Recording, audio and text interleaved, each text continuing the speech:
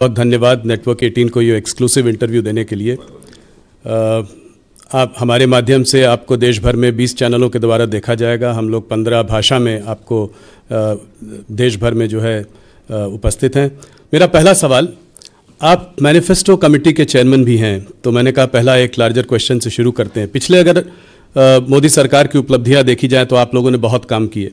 आप लोगों ने आर्टिकल 370 को रिपील किया, CA लाए, 33% विमेन रिजर्वेशन भी आया, सबसे बड़ा इधर राम मंदिर की प्राण प्रतिष्ठा भी 22 जनवरी को हुई।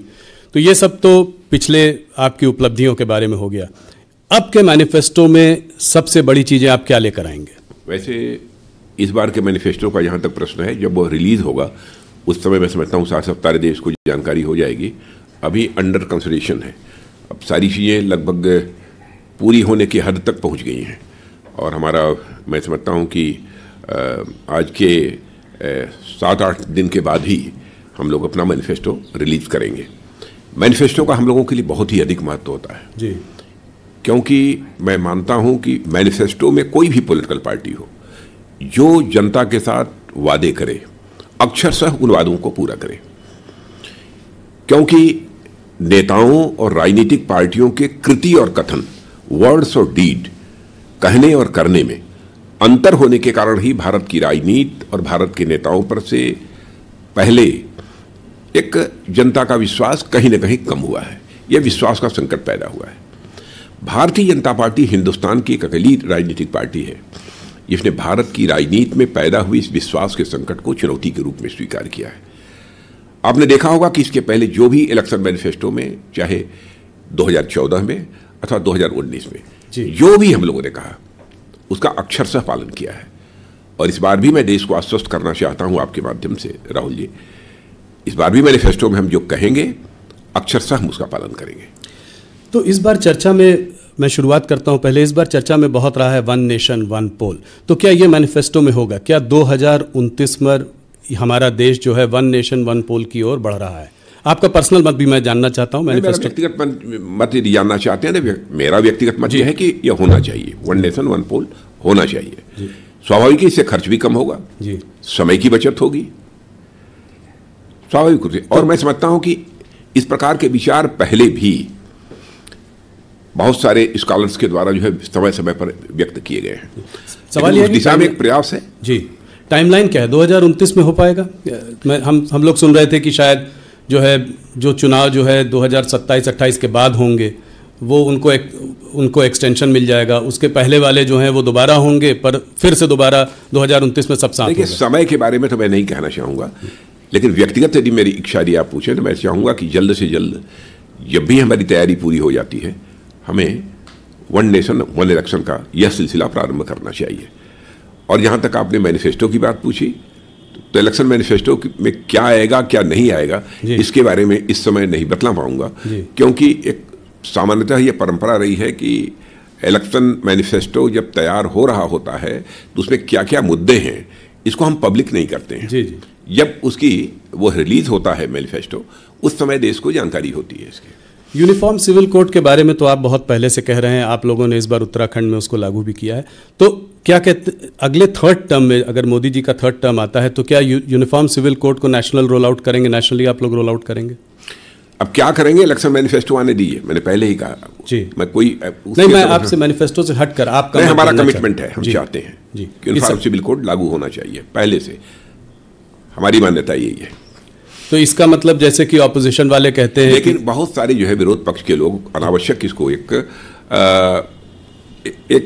जाति, पंथ अथवा धर्म के आधार पर इस प्रश्न को उछालने की कोशिश करते हैं जी। कहते हैं कि क्या मुसलमानों को शरिया और हदीस के हिसाब से जीने का कोई हक नहीं है? नहीं, सब अपने अपने हिसाब से जो जिए। यूनिफॉर्म सिविल कोड आने से मैं समझता हूँ किसी को कोई आपत्ति नहीं होनी चाहिए, और किसी की जो फेथ है, किसी का जो विश्वास है उस पर किसी अथवा जिसके जो ट्रेडिशंस हैं उस पर कोई इससे चोट नहीं पहुंचने वाली है जी। CAA पहली बार आप जब होम मिनिस्टर थे तब आया था, पारित भी हो गया था, उसके बाद फिर वापस जो है दोबारा आप लोग लाए। और इस बार जब CAA की बात कर रहे हैं, जब रूल्स नोटिफाई हुए हैं, तो पहली बार बहुत इसका देश वेश में काफ़ी खिलाफ लोग इसके प्रदर्शन भी हुए थे। इस बार इतना कुछ हुआ नहीं, तो क्या आपको लगता है लोगों की अब ये समझ में आ रहा है ये, और ये इसको आप लोग अब आगे बढ़ा पाएंगे? देखिए, मैं समझता हूं कि सबसे बड़ा संकट यदि विपक्ष के पास है तो सबसे बड़ा संकट है उनके पास मुद्दों का अकाल है जी। और उनके पास ऐसे एजेंडा आइटम्स नहीं हैं ताकि जनता को विश्वास दिला सकें, भरोसा दिला सकें कि हमारी सरकार बनेगी तो हम ये करेंगे। और उन सारी राजनीतिक पार्टियों को लेकर आम जनता में एक विश्वास का संकट भी है, लोग उनकी बातों पर भरोसा भी नहीं करते। अब इसको लेकर तरह तरह की गलतफहमी पैदा करने की कोशिश जो है विपक्ष के द्वारा की गई है, लेकिन मैं विश्वास के साथ कह सकता हूं कि इस सिटीजनशिप अमेंडमेंट एक्ट के कारण किसी की नागरिकता समाप्त नहीं होने जा रही है। कल ममता बनर्जी ने कहा है कि लोग वोट नहीं दे पाएंगे जब ये हो जाएगा, तो और उसके पीछे डीएमके ने भी कहा है कि इसको हम होने नहीं देंगे। हेल्दी डेमोक्रेसी में इस तरीके से जनता को गुमराह नहीं किया जाना चाहिए। और मैं समझता हूं ममता जी को भी जानकारी होगी इस सच्चाई की कि इस नागरिकता कानून यानी सिटीजनशिप अमेंडमेंट एक्ट के कारण किसी की नागरिकता जाने वाली नहीं है जी। अगर क्रोनोलॉजिकली देखें तो सीएए के बाद नेशनल रजिस्टर ऑफ सिटीजन्स भी आना चाहिए, एनआरसी आना चाहिए, इसके बारे में क्या बुरा है? जो भारत के नागरिक हैं यदि उनका रजिस्टर तैयार होता है इसमें किसी को क्यों आपत्ति होनी चाहिए? और एक गलतफहमी राहुल जी और पैदा करने की कोशिश की जा रही है कि दुनिया किसी देश का यदि कोई मुसलमान यदि मान लीजिए सिटीजनशिप लेना चाहता है किन्हीं विशेष परिस्थितियों में जी, तो उसको सिटीजनशिप नहीं मिलेगी। मैंने पहले ही कहा कि हम लोग जाति, पंथ और मजहब के आधार पर भेदभाव की राजनीति करने वाले लोग नहीं हैं। कोई यदि ऐसी विशेष परिस्थितियां होती हैं और कोई यदि भारत की नागरिकता लेना चाहता है तो उस पर भी हमारी सरकार विचार कर सकती है। और मैंने स्वयं जिस समय यह बिल तैयार हो रहा था उस समय भी हमने नागरिकता दी है अदनान स्वामी को जी। पाकिस्तान के सीएए में मुसलमान नहीं है, सीएए के अंतर्गत मुसलमानों को नागरिकता नहीं दी जाएगी। सीएए के उसके अंदर मुसलमान तो है नहीं, परिस्थितियों पर निर्भर करता है जी। तो एनआरसी आप कह रहे हैं कि आएगा अगले, उसको भी आप लोग लेकर आएंगे अगले टर्म में, आप उसमें आप कह रहे हैं कि उसमें क्या? वैसे एनआरसी से किसी को भय नहीं लगना चाहिए जी। अनावश्यक इसको लेकर हुआ खड़ा किया जा रहा है, लोगों के अंदर भय पैदा करने की कोशिश की जा रही है। और मैं समझता हूं विपक्ष को इन सब सारी चीजों से, अफवाहों से बचना चाहिए। विपक्ष को भी यदि राजनीति करनी चाहिए तो तथ्यों के आधार पर, अनावश्यक जनता की आंखों में धूल झोंक कर राजनीति नहीं करनी चाहिए। विपक्ष के अंदर भी वह दमखम होना चाहिए कि यदि राजनीति करनी है तो जनता की आंखों में धूल झोंक कर राजनीति न करें, बल्कि जनता की आंखों में आंख डालकर राजनीति करें। जी, बड़ा बयान है आपका। मंदिर वहीं बनाएंगे, आपका बहुत बड़ा बयान था, बहुत बड़ी आपकी प्रॉमिस थी जो आपने जनता के सामने जो करके दिखाया। एक और आपका नारा था, एक और आपका नारा है कि अभी तो ये झांकी है, मथुरा काशी बाकी है। तो इसको आप कैसे देखते हैं इस वक्त? क्या अगले कार्यकाल में इस पर भी काम आगे बढ़ाया जाएगा? आपने इलेक्शन मैनिफेस्टो की जो बात की थी, इलेक्शन मैनिफेस्टो में जो था जी वो हम लोगों ने किया है जी। तो ये आएगा इलेक्शन मैनिफेस्टो में, इस पे आपका पर्सनल मत भी जानना चाहूंगा। नहीं, इलेक्शन मैनिफेस्टो में क्या आएगा तो मैंने पहले ही बताया। पर वैसे मथुरा काशी के बारे में यही मैं आप लोग तो पहले से कटिबद्ध हैं कि आप इलेक्शन मामला सब जुडिस है जी, मामला सब जुडिस है जी। अब तो ज्ञानवापी मुझे लगता है कि फैसले की प्रतीक्षा करनी चाहिए, तो उसके हिसाब से आगे बढ़ेंगे। एक चीज राजनाथ जी और कि काशी और मथुरा अपनी जगह पे है, पर यह सिलसिला कब तक चलेगा? कितने जगहों पे हम मंदिर बनाएंगे? क्या ये यहाँ पर खत्म होना चाहिए कोई एक जगह पे कि ये आगे बढ़ता चला जाएगा, इसमें हम ऐसे करते चले जाएंगे? मोहन भागवत जी ने भी कहा है कि काशी और मथुरा के बाद हिंदुओं को भी इस बात पर विचार करना चाहिए कि आगे कैसे देखना है, क्योंकि एक सेक्युलर कंट्री में हमको सब साथ में रहना है। तो इसका आपका अपना मत क्या है? नहीं, भारत पंथ निरपेक्ष देश है, इसमें कहीं कोई संदेह नहीं है, इस पर किसी को कोई आपत्ति नहीं होनी चाहिए। लेकिन मैं काशी मथुरा के बारे में इसलिए मैं कुछ नहीं बोलना चाहूँगा क्योंकि मामला इस समय सब जुडिस है, अदालत में विचाराधीन है। मैं समझता हूँ अदालत के फैसले की हमको प्रतीक्षा करनी चाहिए, जो अदालत का फैसला होगा वह करेंगे। जैसा राम मंदिर के, कोई संकोच नहीं है, अदालत का फैसला होगा करेंगे जी। और आप भी हमारी बात से सहमत होंगे, कम से कम अदालत के फैसले को चाहे कोई भी सरकार हो उसे स्वीकार तो करना चाहिए। बिल्कुल करेंगे जी। चुनाव गर्म है, थोड़ा चुनाव पे बात करते हैं। 370 बहुत ही बोल्ड टारगेट, 303 से 370 करीब 20-25% की का बढ़ोतरी, इसको आप कैसे देखते? कहाँ से सीटें आएंगी? मैं पूरी तरह से कॉन्फिडेंट हूँ कि 370 का भारतीय जनता पार्टी की सीटों के संबंध में कह रहा हूं, जो 370 सीटों पर भारतीय जनता पार्टी को विजय प्राप्त होगी, इसके संबंध में कहीं पर कोई शंका नहीं है। हम पूरी तरह से आश्वस्त हैं। और एनडीए को 400 पार। नहीं, ये तो बहुत बड़ा नंबर है। क्या और ये इस आधार पर कह रहे हैं जी कि जनता का जिस तरीके से विश्वास हम लोगों को प्राप्त हो रहा है, भारतीय जनता पार्टी, एनडीए और हमारे प्रधानमंत्री मोदी जी को जिस तरीके से प्राप्त हुआ है, उस आधार पर हम लोग पूरी तरह से आश्वस्त हैं कि भारतीय जनता पार्टी को 370 सीटों पर विजय मिलेगी और एनडीए को का नंबर 400 से पार जाएगा। ये सिर्फ राम मंदिर की वजह से नहीं है, बल्कि ये सिर्फ राम मंदिर की हवा की वजह से नहीं है। इस 370 और भी चीजें हैं जिसकी वजह से बहुत सारे। ये तो सबसे बड़ी चीज जो मैंने कहा ना कि हम लोगों की पार्टी के बारे में एक विश्वसनीयता, हमारी गवर्नमेंट के बारे में क्रेडिबिलिटी, हाँ credibility, Modi ji lead government की क्रेडिबिलिटी जी, इसके कारण जनता के अंदर एक बहुत ही अधिक विश्वास पैदा हुआ है। इस कारण लोगों का समर्थन हमको प्राप्त हो रहा है। ऑपोजिशन लीडर राहुल गांधी कहते हैं कि आप लोग मैच फिक्सिंग करते हैं। मोदी सरकार अगर ईडी, सीबीआई और ईवीएम नहीं हो तो चुनाव नहीं जीत सकती। इसको आप कैसे देखते हैं? मैं ये कहता हूं कि ईडी, सीबीआई के कारण हमारे ऊपर आरोप लगाया जा रहा है। क्या करप्शन को रूट आउट करने के लिए किसी गवर्नमेंट को अपनी तरफ से प्रयास नहीं करना चाहिए? दूसरी चीज, कोर्ट में वह जाते हैं, अदालत में जाते हैं और कहते हैं कि हमारे साथ नाइंसाफी हुई है, हमारे साथ गलत हो रहा है, लेकिन कोर्ट के द्वारा उनको रिलीफ नहीं मिल रही है। आप स्वयं फैसला करिए कि कौन गलत है, कौन सही है। राजा जी, मैं इसी सवाल को आगे लेकर जाता हूं। ईडी और सीबीआई पर विशेष इंटेलिजेंस एजेंसीज का जो इस्तेमाल हो रहा है, ऑपोजिशन कह रही है, वो सिर्फ ऑपोजिशन लीडर्स को हैरेस करने के लिए हो रहा है। वो कहते हैं कि ज़्यादातर इसमें ऑपोजिशन लीडर्स को ही हैरेस किया जाता है। यहाँ तक कि 2 मुख्यमंत्रियों को भी आपने जेल के सलाखों के पीछे भेज दिया है। अपोजिशन का यह आरोप पूरी तरह से तथ्यों से परे है, पूरी तरह से निराधार है। एजेंसी अपना काम कर रही है। करप्शन को हम रूट आउट करना चाहते हैं, न रूट आउट हो तो कम से कम मिनिमाइज तो हम करने चाहते हैं, हमारा ये एफर्ट है। और उसके लिए एजेंसी यदि अपना काम कर रही हैं और लगता है विपक्ष को एजेंसी गलत काम कर रही हैं, गलत तरीके से लोगों को फंसाया जा रहा है, तो उसको लेकर वह कोर्ट भी जा रहे हैं। तो कोर्ट से उनको जो रिलीफ मिलनी चाहिए वह क्यों नहीं रिलीफ मिल रही है? क्या आप ये कह देंगे कि कोर्ट के ऊपर हम लोगों ने अपना प्रभाव जमा रखा है?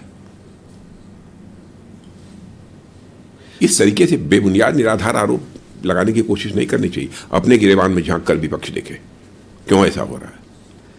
लोग कह रहे हैं कि वैसे तो अपोजिशन साथ में एकजुट होकर सामने नहीं आ पा रहा था, इस मुद्दे को लेकर सब आपस में साथ में आ गए। अभी एक बड़ी भारी रैली भी की। क्या रैली हुई? तो ये भारत जोड़ो जो है, ये ऑपोजिशन जोड़ो या आपने करवा दिया है? नहीं, वो भी तो नहीं जुड़ रहे हैं। अभी भी आपको लगता है कि नहीं जुड़ पा रहे हैं? इसका चुनाव पर क्या असर पड़ेगा? आपको लगता है कि ये पार्टियां, हम लोग भी चाहते हैं स्वस्थ लोकतांत्रिक व्यवस्था में एक सकारात्मक सोच का एक प्रभावी प्रतिपक्ष होना चाहिए, लेकिन यह प्रतिपक्ष अपनी भूमिका निभा ही नहीं पा रहा है। जो प्रभावी भूमिका इनकी होनी चाहिए उसे नहीं कर पा रहे हैं। इसके लिए वे जिम्मेदार हैं। इसके लिए रिस्पॉन्सिबिलिटी हमारे ऊपर नहीं फिक्स की जानी चाहिए। ये मुख्यमंत्रियों की अरेस्ट को लेकर, केजरीवाल जी की अरेस्ट को लेकर यूनाइटेड नेशंस ने भी कहा है कि देश में चुनाव फ्री और फेयर होने चाहिए। हमारे देश में चुनाव फ्री और फेयर, इस पे आपकी क्या? नहीं, यूनाइटेड नेशन कौन होता है हमारे बारे में कहने वाला फ्री एंड फेयर होने चाहिए? क्या इसके पहले फ्री एंड फेयर इलेक्शंस नहीं हुए थे? 2019 में नहीं हुए थे? 2014 में नहीं हुए थे? मैं तो कहता हूं उसके पहले भी फ्री एंड फेयर इलेक्शन हुए थे। ये कहां से बात आ गई? अच्छा, मान लिया कि एजेंसी ने गलत गिरफ्तार किया, चीफ मिनिस्टर को, डिप्टी चीफ मिनिस्टर, किसी को गिरफ्तार किया, तो कोर्ट के द्वारा राहत क्यों नहीं मिल पा रही है? कोर्ट के द्वारा उनको क्यों नहीं जमानत होती है? कोर्ट के द्वारा क्यों नहीं रिहा कर दिए जाते हैं? जी, काफी सारे नेता जो है काफी समय से जेल के पीछे हैं, मगर संजय सिंह को अभी जो है मैं राहुल जी 6 महीने के बाद। राहुल जी, आप ये बताइए जी, हम लोगों को क्या करना चाहिए? जेल में क्या करें? इसके लिए हमारी सरकार को क्या करना चाहिए? जो भी उनके ऊपर आरोप लगे हैं, हम कहने के सारे आरोप बेबुनियाद हैं, निराधार हैं। हम एजेंसीज के ऊपर प्रेशर बिल्डअप करें? क्या करना चाहिए हमको? वो कह रहे हैं कि टाइमिंग कुछ इलेक्शन के पहले ज़्यादा जो है कार्यवाही हो रही है ऑपोजिशन लीडर्स के। इतनी जल्दी क्या थी? थोड़े दिन इलेक्शन तक रुक सकते थे। आपको भी जानकारी होगी, दिल्ली के मामले में लगभग वर्षों पहले से ही इसकी जांच चल रही है जी, और उसके परिणाम स्वरूप यह सब सारी चीजें हो रही हैं। और फिर से मैं अपनी बात को दोहराना चाहता हूं, यदि एजेंसी ने गलत किया है, सरकार का कोई लेना देना नहीं, एजेंसी ने यदि गलत किया है तो लोगों को कोर्ट से रिलीफ मिलनी चाहिए जी। यदि गलत आरोप चस्पा किए होंगे एजेंसी ने तो उन्हें राहत मिलनी चाहिए, लेकिन राहत भी नहीं मिल रही है। ज्यादातर नेताओं को नहीं मिली है। संजय सिंह को राहत मिली है 6 महीने के बाद, ईडी ने अपना केस विड्रॉ कर लिया। क्या लगता है आपको इससे कुछ ऑपोजिशन को बूस्ट मिलेगा? सब एकजुट होकर फिर हल्ला करेंगे? हमारे पास इतना समय नहीं है कि हम इन सब चीजों का आकलन करेंगे, कितना उनको इसको बूस्ट मिलेगा, कितनी ताकत मिलेगी। इस समय एक सकारात्मक सोच के आधार पर हम अपने एनडीए को पूरी तरह से मजबूत बना रहे हैं और उसके आधार पर हम अपने लक्ष्य को हासिल करना चाहते हैं। राजनाथ जी, एक सवाल इसी से जुड़ा हुआ और ऑपोजिशन का मानना यह है, कहना यह है कि जो लीडर्स जो है पहले कांग्रेस में थे या कोई और पार्टी में थे, जब वो दल बदल कर बीजेपी में आ गए, ऐसे लीडर्स के खिलाफ जो है केसेस ड्रॉप कर दिए। इनफैक्ट अभी एक न्यूज़पेपर ने एक बड़ी रिपोर्ट भी छापी थी, उन्होंने कहा 25 लोगों ने जिन्होंने बीजेपी को ज्वाइन किया, उसमें से 23 लोगों के या तो केस को ठंडे बस्ते में डाल दिया है और या 2 लोगों के तो खिलाफ केस को ड्रॉप भी कर दिया। आप जानते हैं मैं किन लीडर्स की बात कर रहा हूं। कोई इंक्वायरी चलती रहती है तो उसमें बहुत सारे ऐसे भी मामले होते हैं जिनमें कि उसमें जिसको क्या करने क्लोजर रिपोर्ट जी वो लगाने की आवश्यकता कभी पड़ती है, एजेंसीज को ही पड़ती है। ये जो उनके पास पूरे प्रमाण भी उपलब्ध नहीं हो पाते हैं तो कुछ केसों में किया होगा। पर आप ये कह रहे हैं कि जो बड़े लीडर्स जो आपके साथ आए हैं, अगर जरूरत पड़ेगी तो उनके अगेंस्ट केस खुले रहेंगे, ये चलते रहेंगे? एजेंसीज को जो अपना काम करना है एजेंसीज करती रहेंगी। वो इंडिपेंडेंट, बिल्कुल इंडिपेंडेंट है, उनके ऊपर हम लोगों का कोई दबाव नहीं है। सरकार का कोई दबाव नहीं? कोई दबाव नहीं और ना हम दबाव डालेंगे जी। अब राहुल गांधी और ऑपोजिशन व्हाइट वॉशिंग की बात करते रहते हैं कि ये सब जब जैसे ही दल बदल के बीजेपी के पास वापस जाते हैं तो केस ड्रॉप हो जाते हैं। देखिए, राहुल गांधी को सच्चाई को भी समझना चाहिए। उनकी भी सरकारें पहले रही हैं इस आज़ाद भारत में। शायद ही ऐसी कोई सरकार रही हो जिस सरकार के ऊपर, कांग्रेस की सरकार के ऊपर भ्रष्टाचार के आरोप न लगे हों, कांग्रेस अथवा यूपीए जी, इस पर भ्रष्टाचार के आरोप न लगे हों। सरकारें तो ऐसी भी रही हैं जिसमें कि मंत्रियों पर लगे भ्रष्टाचार के आरोपों के कारण मंत्रियों को जेल की हवा खानी पड़ी है जी। लेकिन 10 वर्षों का समय गुजर गया हमारी सरकार को काम करते हुए मोदी जी के नेतृत्व में। यही विपक्ष एक भी आरोप हमारी सरकार के ऊपर नहीं लगा पाया जी। तो उनकी सरकारों में हमारी सरकारों में सबसे बड़ा अंतर यह है। राजनाथ जी, एक दूसरा गर्म मुद्दा इस चुनावों के पहले वो है इलेक्टोरल बॉन्ड्स का मुद्दा, जिसको कि सुप्रीम कोर्ट ने अनकॉन्स्टिट्यूशनल बताया। तो आपका मैं पर्सनल मत जानना चाहता हूं कि आप लोगों ने जब ये इंट्रोड्यूस किया था तो क्या सोचकर किया था? इससे क्या ब्लैक मनी जो है वापस सर्कुलेशन में ज़्यादा आएगा? और आने वाले समय पर आप लोगों की सरकार की जब 3rd टर्म आएगा तो क्या प्रतिक्रिया रहेगी? जिस पर आप एक्शन लेंगे? राहुल जी, यदि कोई किसी पार्टी को चुनाव यदि देता है, इसकी जानकारी भी हो जाती है तो क्या आपत्ति है? यह बुरी बात है? नहीं, जब आप लोग लाए थे तो ये था कि डोनर का नाम बाहर नहीं आएगा। आज डोनर के नाम बाहर आ गए। डोनर के नाम बाहर आ गए जी। तो नहीं, कैश जनरेशन ज्यादा होगा, अब लोग जो है कैश देंगे। अब देखिए, भविष्य बतलाएगा कि हम लोगों ने जो ये स्कीम लागू की थी, बांड की स्कीम, वो कितनी सही थी, ये समय बतलाएगा। तो आपका पर्सनल मानना क्या है कि इससे ये आपने जब सोचा था तब आप लोगों ने यही कहा था कि इससे ब्लैक मनी जो है, जो ज़्यादा है, वो एक ट्रांसपेरेंट जिस हद तक पॉसिबल है ट्रांसपेरेंट प्रोसेस आपने डालने की कोशिश की थी? यह भी एक हमारी सोच थी जी। दूसरी चीज ये बताइए, मैं आपसे पूछना चाहता हूं कि कहा जाता है कि इलेक्टोरल बॉन्ड किसका है, किस कंपनी के द्वारा दिया गया है, किस कैपिटलिस्ट के द्वारा दिया गया है, इसकी जानकारी होनी चाहिए। कल तो कोई यह भी कहेगा किसने किस पॉलिटिकल पार्टी को वोट दिया है, इसकी भी जानकारी दी जानी चाहिए। क्या इसे आप स्वीकार करेंगे? कोई भी देश जहां पर हेल्दी डेमोक्रेसी होगी इसको स्वीकार करेगा कि कोई अपना मत किस पॉलिटिकल पार्टी को दे रहा है, किस व्यक्ति को दे रहा है, इसका भी डिस्क्लोजर होना चाहिए। जी नहीं, ये स्वीकार नहीं करेगा। मगर ये मुद्दा थोड़ा अलग है इस मायने में कि लोगों का ये मानना है कि ऐसा भी हो सकता है, जो कि ऑपोजिशन कह भी रहा है, कि करीब 4000 करोड़ रुपए इलेक्टोरल बॉन्ड जो खरीदे गए वो रेड्स होने के बाद 14 कंपनीज पर रेड हुआ, रेड होने के तुरंत बाद इलेक्टोरल बॉन्ड्स खरीदे गए। तो ये एक तरीके से, जिसको कि ऑपोजिशन कह रहा है, राहुल गांधी हफ्ता वसूली कह रहा है, कोई कह रहा है चंदा लेने का तरीका है, हालांकि उनको भी मिला। ये मतलब मान लिया यदि हो एक दो, मुझे जानकारी नहीं है लेकिन आप ये कह रहे हैं तो मैं मान लेता हूं। लेकिन क्या यह कर देने के कारण उनके केसेस बंद हो गए?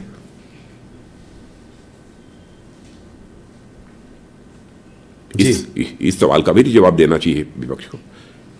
तो आप कह रहे हैं कि वो केसेस चलते रहेंगे, उसका कनेक्शन नहीं है? हाँ, बहुत सारे ऐसे मामले होते जिनके ऊपर चार्जेज रहते हैं जी, तरह तरह के चार्जेस रहते हैं, बहुत सारी कंपनीज हैं, लेकिन चुनाव के दौरान वो डोनेट करती हैं।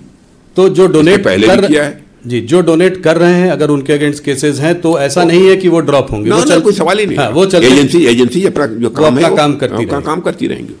पर कनेक्शन है इस पर कि रेड्स होती हैं, उसके बाद चंदा आता है, उसके बाद इलेक्टोरल बॉन्ड आते हैं जिसको ऑपरेशन चंदा बोलते हैं। इस दृष्टि से उसे नहीं देखा जाना चाहिए, इसका उससे कोई कनेक्शन नहीं है जी।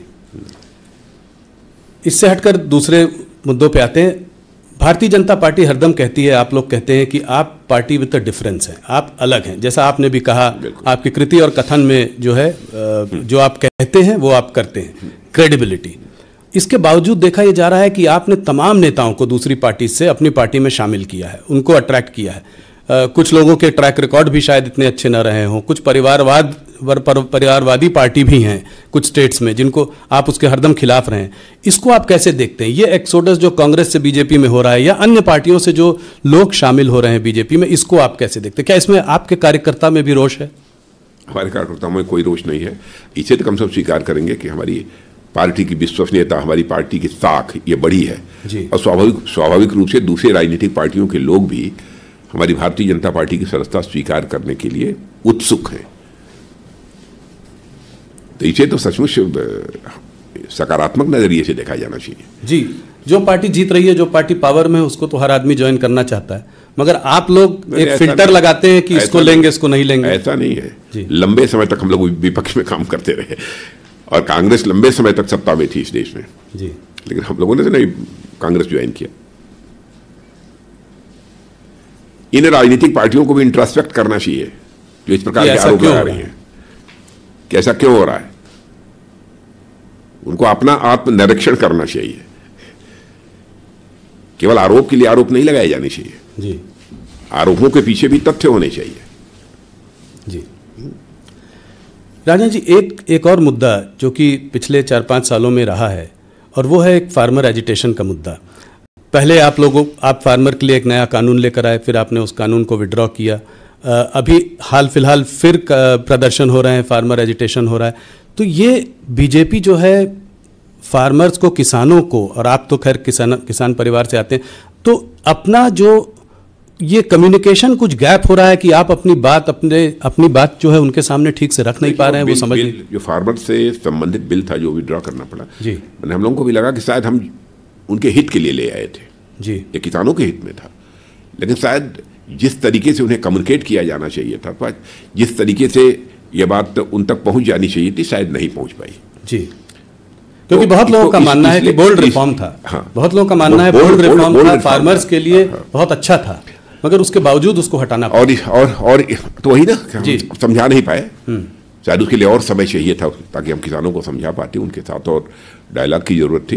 शायद वो खुद भी समझ जाते। हो सकता है भविष्य में वही किसान ये मांग करें कि जो बिल वापस लिए गए थे उन बिलों को प्रभावी किया जाए। तो आप लोग उनसे इस बारे में बात करने की, उनको समझाने की कोशिश जारी रखेंगे? देखिए, हम लोगों की बात तो बराबर किसानों से होती रहती है। अभी पंजाब के कुछ किसानों ने जो आंदोलन किया था, आपने देखा होगा 3-3 मंत्री हमारे बराबर उनसे संवाद करने के लिए पंजाब में जा रहे थे, बराबर गए जी, और 4-4, 6-6 घंटे तक बातचीत की जी।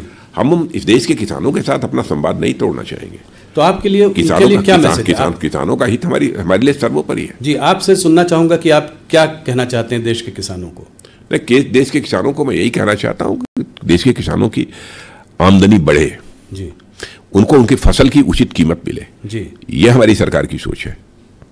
फार्मर इनकम को डबल करने की जो बात करते थे वो वैसे ही चालू है। बिल्कुल, फार्मर्स इनकम को जो डबल करने का जो हम लोगों का संकल्प है वह काफी हद तक पूरा हुआ है, आगे और पूरा होगा।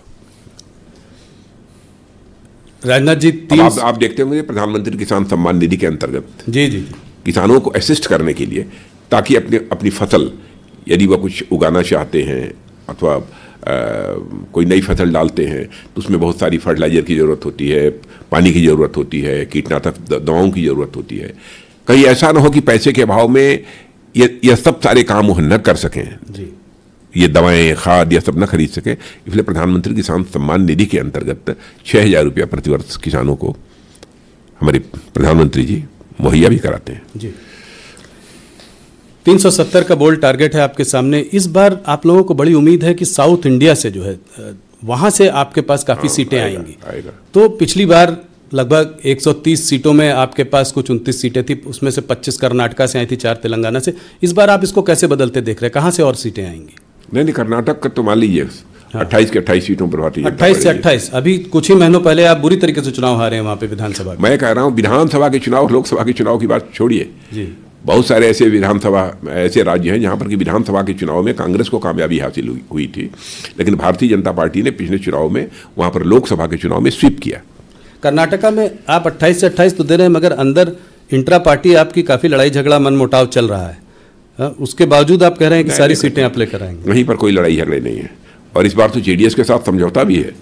हमारी ताकत पहले से भी कर्नाटक में बढ़ी है। तो 28 में 28। तमिलनाडु केरला यहाँ पे अकाउंट खुलेगा आपका? अकाउंट ही नहीं खुलेगा, बल्कि अच्छे खासी संख्या में हम सीटों पर विजय भी प्राप्त करेंगे। कहाँ? तमिलनाडु में? तमिलनाडु में करेंगे इस बार। और रिजल्ट आने के बाद फिर राहुल जी मिलेंगे हम लोग। नहीं, जरूर मिलेंगे। पर कितनी सीटें देते हैं आप यहाँ पे तमिलनाडु में, खास करके कितनी सीटें? नंबर ऑफ सीट्स के बारे में तो मैं नहीं कहूँगा जी, लेकिन ठीक ठाक मिलेंगी। जहाँ बिल्कुल हमको शून्य मिलती थी पहले, इस बार तमिलनाडु में हमको विजय प्राप्त होगी। क्योंकि एग्जैक्टली ये बतलाना कि इतने सीटों पर हमको विजय प्राप्त होगी। केरला में भी अकाउंट खुलेगा? हाँ, बिल्कुल खुलेगा। इस बार कोई ऐसी स्टेट नहीं होगी जी जहां पर कि हमारा अकाउंट न खुले, और अकाउंट खुलने की बात तो दूर, हम अच्छी खासी सीटों पर विजय भी प्राप्त कर सकते हैं। तो 130 में से बड़ी पिक्चर, अगर बिग पिक्चर देखें तो 130 में से आपको कितने सीटों की बढ़ोतरी दिख रही है साउथ से? देखिए, नंबर ऑफ सीट्स के बारे में तो मैं नहीं कहूँगा। अच्छी खासी सीटों पर विजय प्राप्त होगी, ताकि हम अपना टारगेट, हमारा जो 370 का है जी, उस 370 के टारगेट को हम अचीव कर सकें, और एनडीए के 400 पार का जो हमारा टारगेट है, हम उस टारगेट को अचीव कर सकें। चलिए नॉर्थ की ओर चलते हैं। पर जिससे पहले कि मैं स्टेट्स पर आऊँ, आप खुद लखनऊ से लड़ रहे हैं, जिससे पहले कि मैं स्टेट्स पर आऊँ उससे पहले एक मुद्दा और वो है अभी इधर हाल में मुख्तार अंसारी की मौत का मुद्दा। उनकी फैमिली कह रही है कि उनको जो है पॉइजन किया गया, उनको जहर देकर मार दिया गया।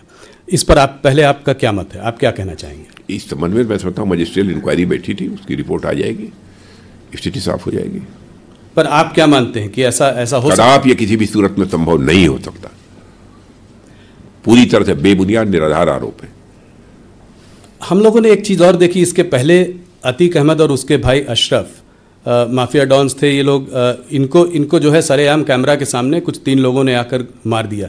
ऑपोजिशन का कहना है कि ये सब चीज़ें ये दिखाती हैं कि ये स्टेट स्पॉन्सर्ड किलिंग्स हैं। ये सब तो गैंग्स आपस में लड़ते ही रहते हैं। आप तो वैसे भी देखते हैं जी, चले जाइए कहीं पर भी, सभी जगह 1, 2, 3 गैंग्स होते हैं। सबके इंटरेस्ट एक दूसरे से क्लैश करते रहते हैं और एक दूसरे से टकराते रहते हैं, एक दूसरे की हत्या करते रहते हैं। तो इसको आप स्टेट स्पॉन्सर्ड या कोई इनकाउंटर किलिंग वगैरह का कोई बढ़ावा नहीं मिल रहा है? नहीं, स्टेट स्पॉन्सर्ड तो हो ही नहीं सकता, इसकी कल्पना भी नहीं की जा सकती जी। तो यूपी में इस तरह की चीज आप नहीं देख रहे हैं, आप देख रहे हैं कि वहाँ नहीं। इसका कोई चुनाव पे असर पड़ेगा?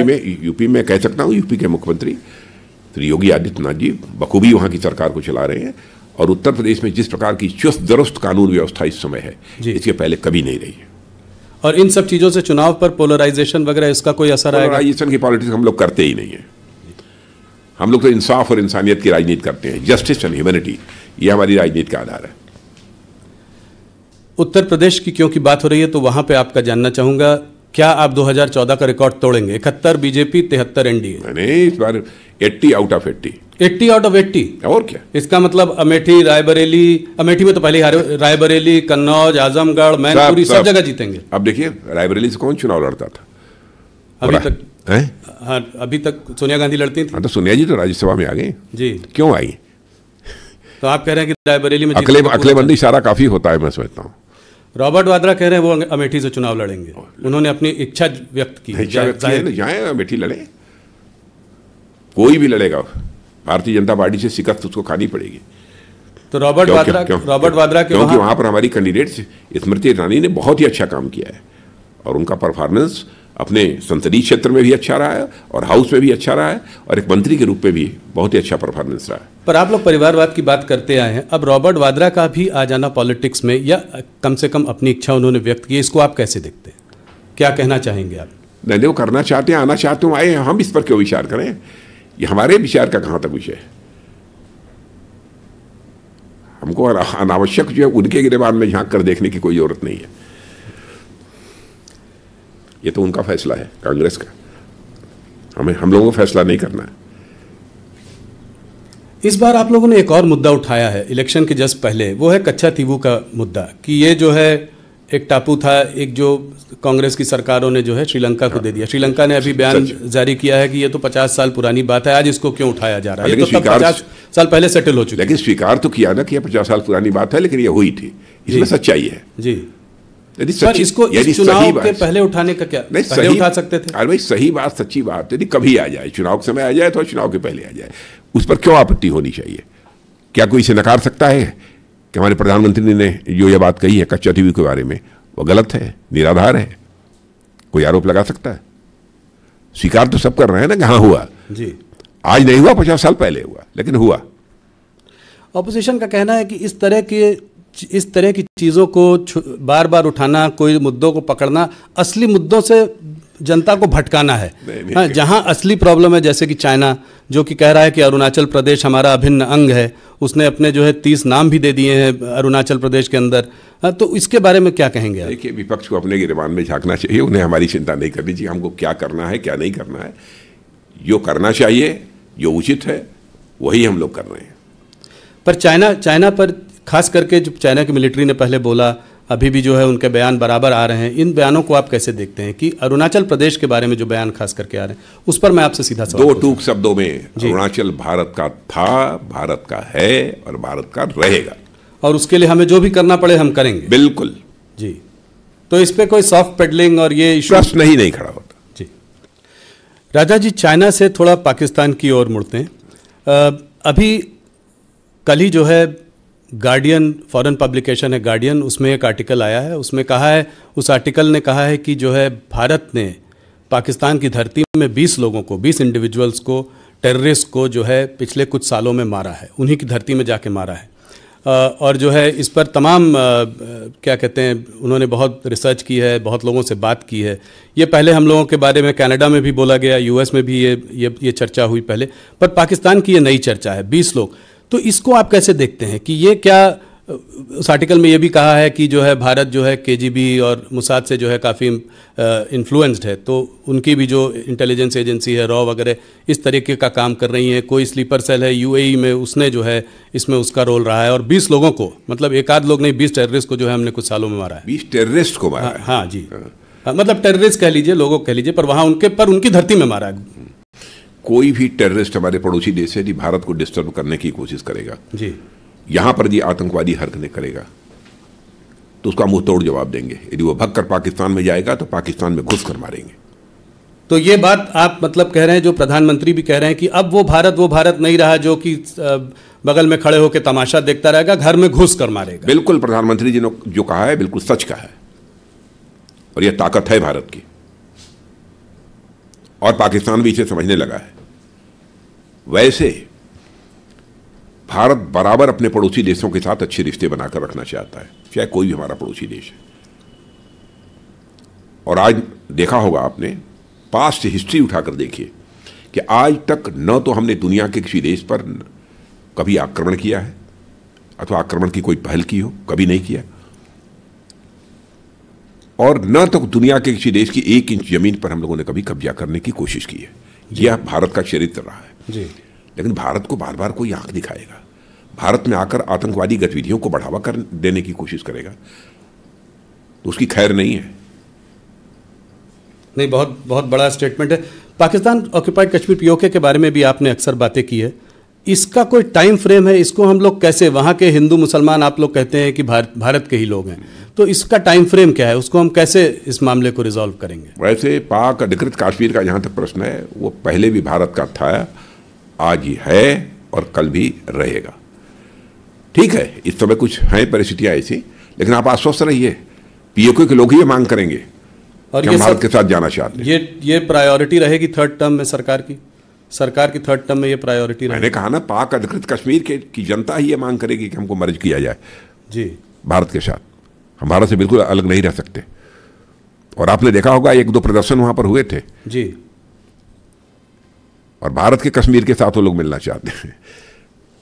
देख रहे हैं कि तेजी के साथ धारा 370 समाप्त होने के बाद कश्मीर में स्थिति सामान्य हुई है और विकास की गति भी तेज हुई है। कश्मीर क्योंकि आपने अभी बात कही, तो क्या वहां पे आफ्सा हटाएंगे आप? आफ्सा को हटाएंगे आप? अब लगभग समय आ गया है हाँ, कि हटाया जा सकता है, लेकिन अब तो गृह मंत्रालय को इस संबंध में फैसला करना पड़ेगा सारी रिपोर्ट आ जाने के बाद। अमित शाह जी ने अभी कहा है कि जो है उसको हटाने की एक वो हो सकती है। वही मैंने कहा ना, परिस्थितियां ऐसी बन गई हैं कि आफ्सा हटाया जा सकता है, लेकिन इस संबंध में जो भी निर्णय करना होगा वह गृह मंत्रालय करेगा। थोड़ी सी बात आपके मंत्रालय की भी कर लें। चुनाव का माहौल है तो इस तरह की बातें रह जाती हैं। डिफेंस एक्सपोर्ट्स 20,000 करोड़ से ज़्यादा, ये कैसे हासिल कर पाए आप? आगे का क्या प्लान है? बस दृढ़ इच्छा शक्ति, स्ट्रांग विल पावर, और हमारे प्रधानमंत्री का विजन और उनकी दृढ़ इच्छा शक्ति। उन्होंने कहा हर मामले में भारत आत्मनिर्भर बनना चाहिए।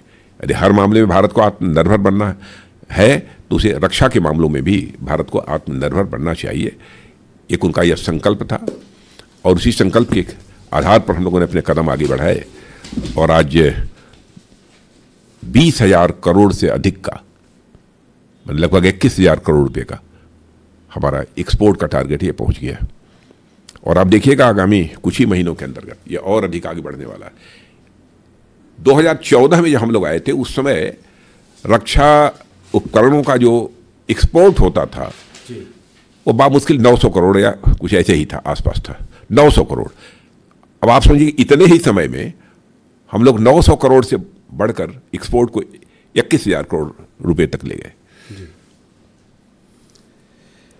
और हम लोग की बराबर कोशिश यही रहती है कि अब रक्षा उपकरण भी, चाहे टैंक हो, तोप हो, गोले हो, मिसाइल हो, एमिनिशंस हो, अब भारत में बनने चाहिए और भारतीयों के हाथों से बनने चाहिए। यहां तक कि इंजन भी, फाइटर प्लेन के इंजन भी, उसके लिए भी समझौता हम लोगों ने कर लिया है। इस चीज में हम लोग कुछ पीछे रह गए, कुछ काम धीमी गति से चल रहा है डीआरडीओ में। यही जैसे चाइना की जो नेवी है, सबमरीन हो, वॉरशिप हो, बहुत बड़ी उनकी जो है वो है। हमारे पास सिर्फ 16 ऑपरेशनल सबमरीन्स हैं। कुछ डीआरडीओ इस चीज में आने वाले समय में गति बढ़ेगी इसकी? तो अपना काम कर ही रहा है। 5th जनरेशन फाइटर एयरक्राफ्ट वगैरह पे बिल्कुल ये सब सारा काम चल रहा है, तेजी के साथ काम चल रहा है।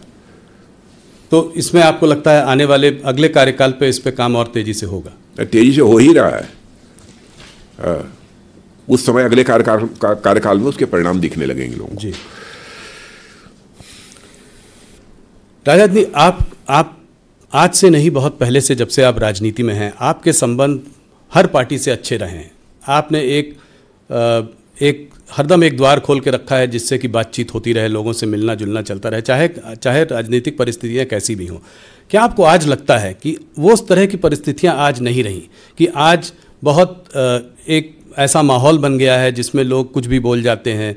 लोग जैसे मोदी को गोली मारो, कोई बोलता है मोदी का लाठी मारो, सर फोड़ो, इस तरह की बातें। कंगना रनौत जी के खिलाफ कुछ बोल दिया, हेमा मालिनी जी के खिलाफ कुछ बोल दिया।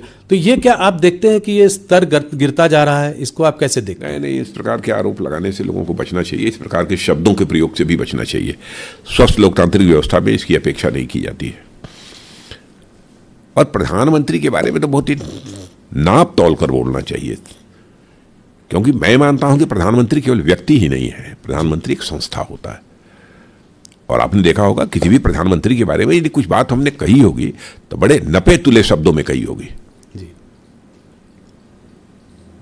जी। लेकिन जिस तरीके से, जिस प्रकार के शब्दों का ये लोग प्रयोग कर रहे हैं, ये स्वस्थ लोकतांत्रिक व्यवस्था में इसकी कहीं कोई गुंजाइश नहीं है। राजनाथ जी, इस चुनाव में 3 और राज्य हैं जिनका एक अहम रोल होगा आपके इस नंबर को अचीव करने में, 370 जो आप कह रहे हैं, और वो हैं बिहार, महाराष्ट्र और बंगाल। तो एक एक करके बिहार पर आपकी समझ और आपकी पकड़ बहुत अच्छी है। पूरा आप सब में पूरा बोल दे रहे हैं, ऐसे कैसे मैं मान लूं? मान लीजिए ना पार्टी बाई पार्टी, उसके बाद तो मिलेंगे हम लोग, 4 जून को तो मिलेंगे ना। जी नहीं, पर इस बार बिहार में हर पार्टी के संग आपने जो है अलायंस कर लिया है।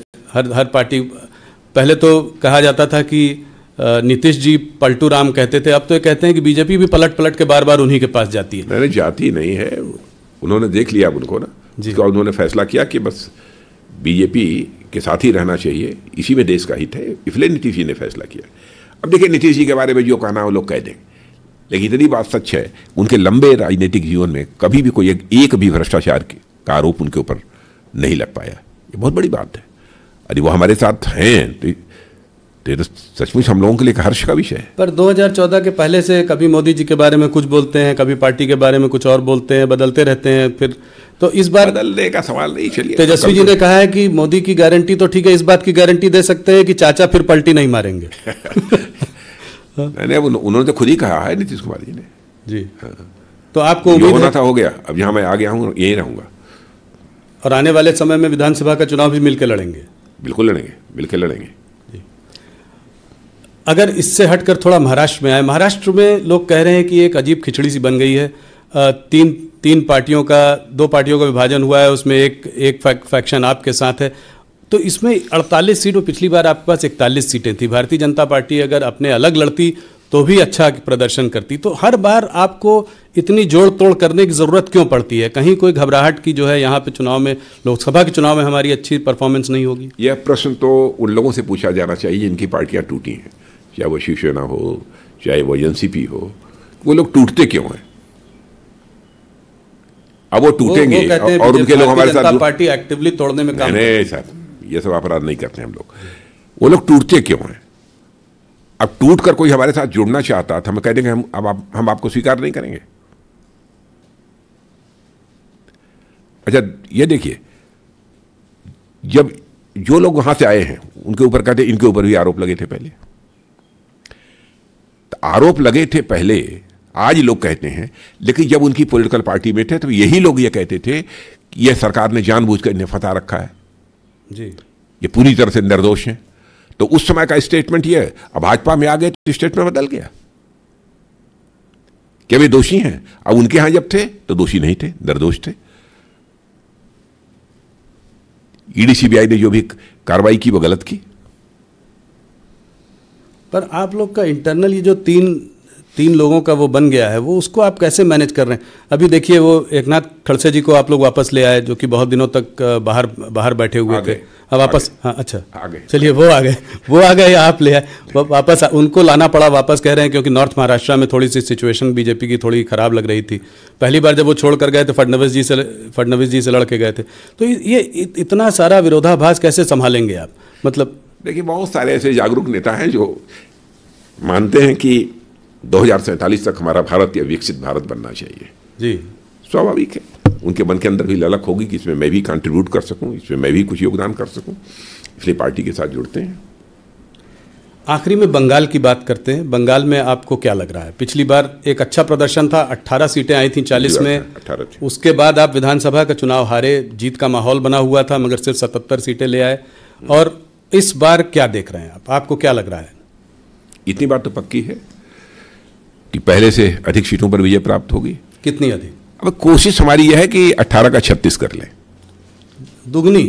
हाँ, कोशिश तो यही है और विश्वास भी है जी, प्रयत्न भी है और विश्वास भी है। तो पहले आप, मुझे लगता है, नेता है जिन्होंने 36 का आंकड़ा दे दिया, बहुत बड़ा आंकड़ा दिया। हाँ, ये डबल करना ही चाहते हैं। अमित शाह जी भी 25 से कह रहे थे ऊपर आएगी।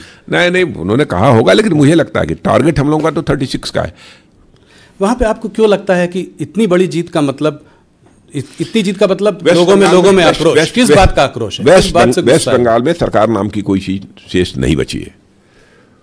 आप किसको ये बताइए कि स्थायी सरकार, पहले कम्युनिस्ट पार्टी की भी सरकार वहां थी जी, वर्षों तक स्टेबल गवर्नमेंट, स्थायी सरकार वहां पर थी जी, फिर भी जिस तेजी के साथ पश्चिम बंगाल का विकास होना चाहिए था, वहां की बेरोजगारी का संकट, अन्य बहुत सारी समस्याएं, वहां के विकास का संकट, इस पर जो विजय प्राप्त करनी चाहिए थी वो सरकारें अस्थायी होने के बावजूद भी नहीं कर पाई।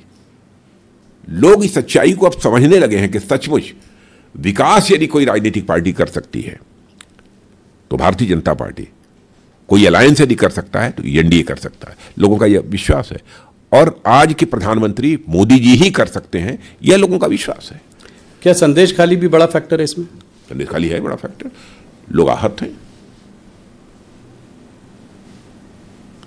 और मैं समझता हूँ संदेश खाली जैसी जिस प्रकार की दुर्भाग्यपूर्ण घटना घटित हो रही थी और बिल्कुल चुप्पी साधे हुए वहां की राज्य सरकार बैठी थी, और आपने देखा होगा कोर्ट पे भी लताड़ा है जी राज्य सरकार को। जी राजा जी, आपने हमारे बहुत सारे सवालों का जवाब दिया। एक आध मैं पर्सनल सवाल आपसे पूछना चाहता हूं। मैं अक्सर आपसे मिलता हूं, आपसे बात भी होती है।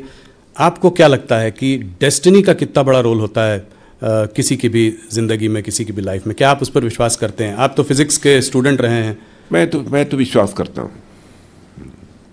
मैं फिजिक्स का स्टूडेंट भले ही रहा हूँ, लेकिन मैं विश्वास करता हूँ डेस्टिनी का भी एक महत्व होता है, लेकिन व्यक्ति को प्रयत्न करते रहना चाहिए। और कभी असफलता यदि मिल जाती है तो उसको लेकर बेचैन नहीं होना चाहिए, व्याकुल नहीं होना चाहिए, प्रयत्न बराबर करते रहना चाहिए। आपका राजनीतिक सफ़र बहुत लंबा, जिसमें आपने बहुत सारे आपके अचीवमेंट्स भी हैं। आने वाले 5 सालों में राजनाथ सिंह क्या करना चाहेंगे? ये मुझे नहीं मालूम है, पर आप कुछ अपने आप तो करना, आपकी अपनी पर्सनल इच्छा क्या है कि आप अपने को किस रोल में देखना चाहेंगे? मैंने हमारी कोई पर्सनल इच्छा नहीं है, बहुत किया है। पार्टी और हमारे प्रधानमंत्री जो भी भूमिका निर्धारित करेंगे वो करेंगे। राजनाथ जी, आपने हमसे बात करी, बहुत अच्छा लगा। आज आपकी तबीयत भी थोड़ी नासाज थी, आपसे मुलाकात हुई, उसके बावजूद आपने हमको इतना लंबे समय इंटरव्यू दिया और हमारे सारे प्रश्नों का जवाब दिया।